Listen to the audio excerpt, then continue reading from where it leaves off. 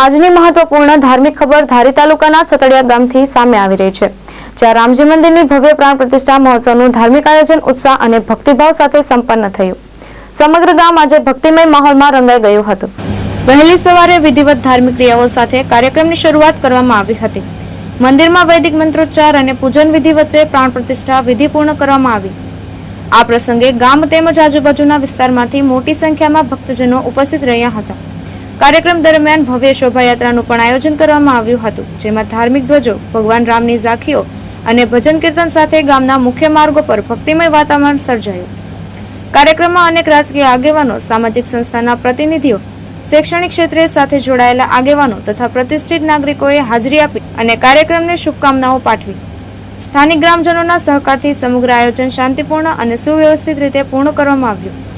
ગામમાં આનંદ અને ઉત્સાહનો માહોલ જોવા મળ્યો। આ પ્રાણ પ્રતિષ્ઠા મહોત્સવને ગામ માટે ઐતિહાસિક અને આધ્યાત્મિક મહત્વનો પ્રસંગ માનવામાં આવી રહ્યો છે। છતડિયા ગામમાં રામજી મંદિરની મૂર્તિ પ્રતિષ્ઠાનો પ્રથમ દિવસ હોય અને ગામના સૌ મહેમાનો ગામોગામથી દેશ વિદેશ પરદેશથી બધા જ ગામના આગેવાનો અને ગામના બધા જ આવ્યા હોય અને ગામ રામમય બની ગયું હોય, ખૂબ ખુશાલી છે। મહેશ બારૈયા, દ્રષ્ટિકોણ ન્યૂઝ, અમરેલી।